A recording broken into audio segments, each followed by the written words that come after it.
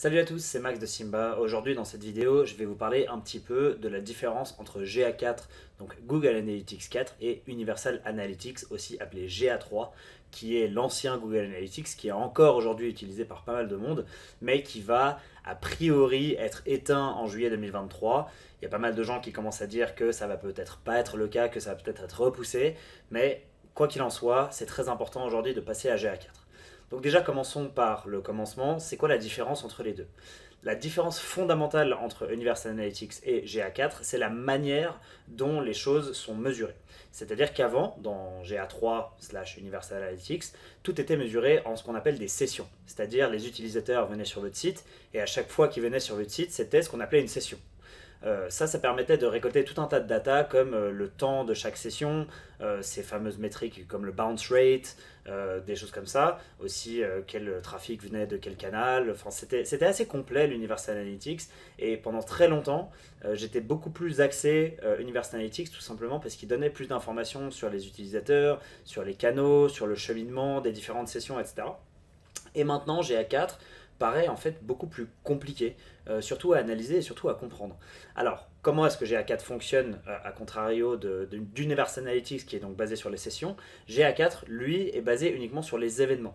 Donc non pas sur à chaque fois que quelqu'un vient sur le site, mais sur tout le comportement et tous les événements qui s'y passent.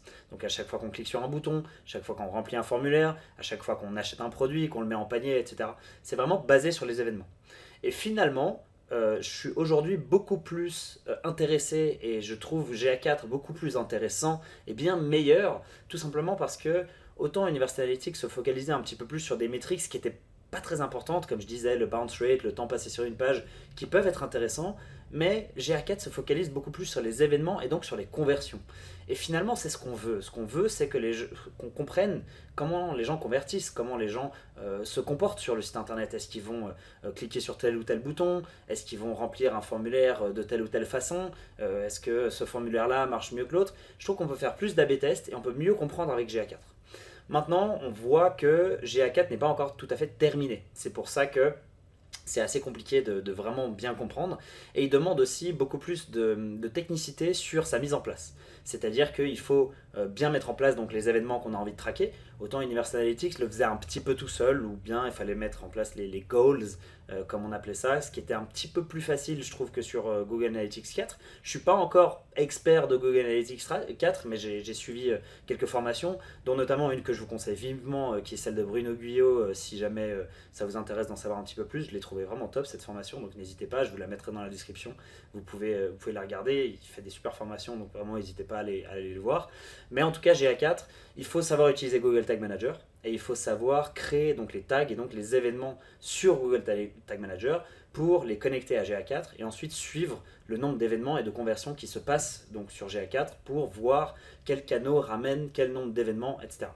Donc pour faire simple, GA4 est mieux dans sa manière de mesurer. Les événements sont plus importants pour moi que les mesures qui étaient mesurées auparavant. GA4 a un autre énorme avantage. Il a permis en fait de créer ce nouveau canal de diffusion qu'on appelle le Performance Max sur Google Ads. Pourquoi? Parce que Performance Max du coup se base sur les conversions. C'est cette espèce de boîte noire dans laquelle on met plein de contenu, on peut mettre du contenu, des images, des vidéos, on lance cette campagne, et si votre tracking est bien mis en place et que votre Google Ads et votre GA4 mesurent bien vos conversions, l'algorithme de Google permet de récupérer toutes ces informations et de vous générer plus de conversions tout simplement, donc ça veut dire plus de leads, plus de ventes sur du long terme grâce à toute l'information et la data que vous arrivez à collecter. C'est un petit peu technique, c'est un peu compliqué ce que j'essaie de vous expliquer là, mais pour faire simple, GA4 c'est vraiment le futur, donc je vous conseille de vous former à Google Tag Manager, de vous former à GA4, de vous former à Google Ads si vous ne le faites pas encore et de comprendre comment Performance Max fonctionne. Parce que ces trois outils Google donc mis ensemble sont vraiment très puissants. Aujourd'hui, ça nous fait des ROAS parfois jusqu'à 10. Ça veut dire que vous investissez 1000 francs, vous en récupérez 10 000. Donc vraiment, ne pas utiliser Google Ads Performance Max avec GA4 et Google Tag Manager aujourd'hui, c'est vraiment passer à côté de quelque chose. Après, la question c'est sur le long terme, qu'est-ce que ça veut dire? Est-ce que ça veut dire que les publicités vont devenir de plus en plus automatisées? Parce que là, c'est l'automatisation poussée à son extrême.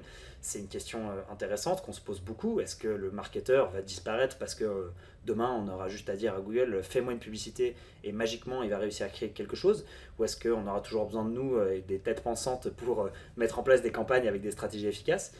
En tout cas, aujourd'hui, Performance Max fonctionne et ça fonctionne grâce à GA4 et grâce à Google Tag Manager. Et aujourd'hui, ça vaut vraiment la peine de l'utiliser et je pense que ça va valoir la peine de l'utiliser pendant les années à venir. Ça ne veut pas dire qu'il faut arrêter le search, ça ne veut pas dire qu'il faut arrêter le display, ça ne veut pas dire qu'il faut arrêter les pubs YouTube. Ça vaut quand même la peine de garder le contrôle sur certaines campagnes, surtout dans certains contextes précis où on a besoin de garder plus de contrôle sur les campagnes. Mais de manière générale, ces Performance Max marchent très bien. Et tout ça, c'est grâce à GA4.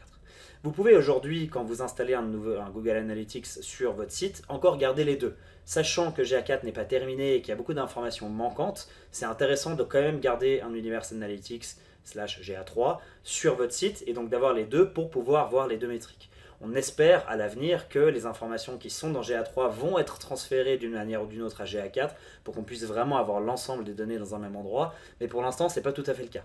Donc pour l'instant je vous conseille de garder les deux, mais vraiment d'installer GA4 parce que c'est l'avenir, hein, il va falloir de toute façon quitter GA3 à un moment donné, mais pour l'instant gardez les deux pour avoir la data complète. Donc voilà un petit peu mon avis sur Universal Analytics versus GA4. Passez à GA4, laissez tomber gentiment Universal Analytics parce que c'est tout simplement le futur. Donc voilà, si vous avez besoin d'aide pour votre tracking, n'hésitez pas à nous contacter, on est bon là-dedans. Notre objectif, c'est vraiment encore une fois d'aider nos clients à maximiser leur retour sur investissement. Donc GA4, super important dans l'avenir. Dans la Simba Academy, on parle un petit peu aussi de comment installer le tracking pour le pixel Facebook, Google Analytics. Mais il y a plein de formations qui sont très intéressantes sur GA4, dont celle de Bruno Guillaume, encore une fois, que j'ai trouvé excellente. Donc n'hésitez pas à passer là-dessus. Et si jamais vous avez besoin d'aide pour vos campagnes, n'hésitez pas à prendre contact avec nous. C'est un plaisir qu'on fait un petit premier rendez-vous avec vous. On va boire un café, on discute et comme ça, on voit ce qu'on peut faire pour vous aider à grandir. Moi, pour ma part, je vous retrouve dans la prochaine vidéo. À demain.